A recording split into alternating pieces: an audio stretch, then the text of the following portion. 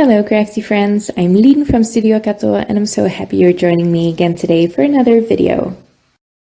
I'm back with another card using the latest release by WOW Embossing powders, and I made a shaped card out of a large tag die, which was really fun. Now I have to apologize, I lost the first part of this footage where I ink blended this panel, but it was really easy to do. I just used some Distress Oxide inks.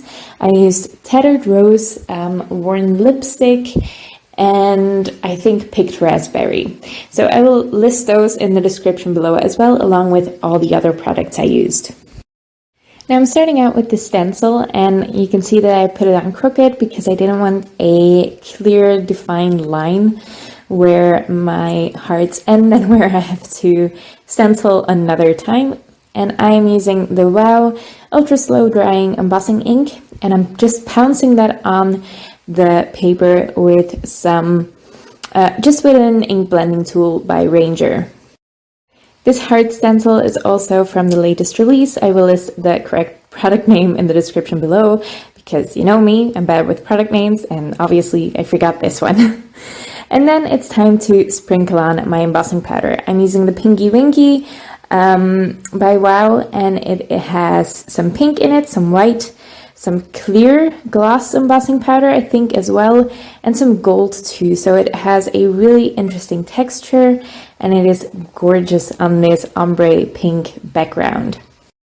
Now it is important that you let your Oxide inks dry very thoroughly before you do any embossing on this, because they will definitely cling to that embossing powder, or the embossing powder will definitely cling to the inks, and they stay wet for quite a long time, so make sure you let them dry thoroughly before you move on to stenciling. I used the WOW Jewel Heat tool to heat set that, and then I'm using a tag die by Crafty Meraki. This is the Hugs tag die, the Hugs Slimline tag die, sorry. And I am also using the sentiment that comes with it. I'm just taping that all in place with some painter's tape. This happens to be purple. It is not the famous purple tape, just some low-tech painter's tape. And I'm just taping everything in place, and I'm die cutting it all at once. Now I want to do some Eclipse die cutting, so that means that I'm going to prop up those hugs on extra layers of white cardstock. But because you have those little bits and pieces from the area around the sentiment, like the area in between the H and the U, it was really hard to, I actually made this tag twice and I messed up the first time. That's why I'm doing it like this now. It's really hard to adhere that space between the H and the U perfectly, straight downwards, so it fits with the sentiment. And that's why I am just taping in a white cardstock hugs in the negative space there, so I know exactly how it will be adhered together. So everything is held in place with that purple tape, and then I am just adhering in the little in-between spaces, the little things that weren't supposed to be cut out. I'm just adhering those on that purple tape with some Barely Art Precision Craft glue, just because that's a little bit stronger than the purple adhesive. And now, because that white hugs is in place, it's really easy to put everything in place. So that space between the G and the S as well, I'm just inlaying that. It's really easy. And then I can adhere all of this onto another tag die. I just cut that out of thick white cardstock. And I'm just covering that with the Barely Art glue, and then I can adhere my patterned tag on top of it. Now I did also cut an extra tag, but that's for later because I want to turn this into a card like I mentioned before. Now to do the Eclipse die cutting technique, you need some extra layers of what you want to prop up. So I am propping up the sentiment, so I cut 4 extra layers of thick white cardstock from that Hugs sentiment, and then I also layered the pink one on top, and then I can just put that in place. Now that third tag I die cut, I am putting in my paper trimmer just to create a score line there. I want to turn this into a card because I don't really use tags all that often, but I do send quite a lot of cards. Not as much as I would want to, but quite a lot.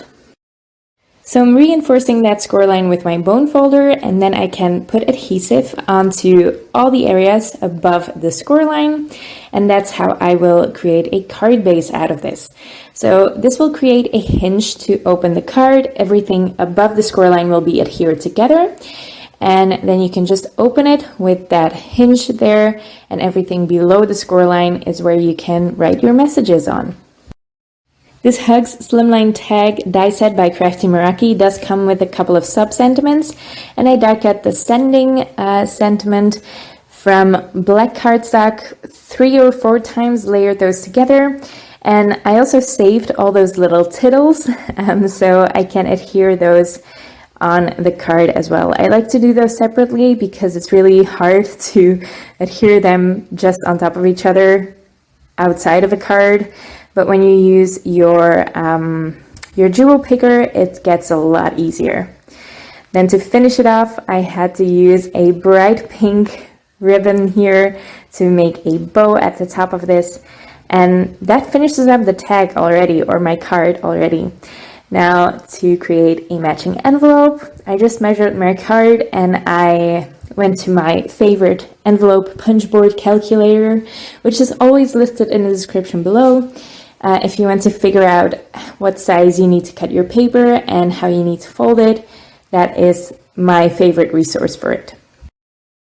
The long flaps were a little bit too long, the envelope wouldn't close, so just trimmed those off with my paper trimmer, then adhered everything together with the Barely Art glue, and there you can see how that card opens up.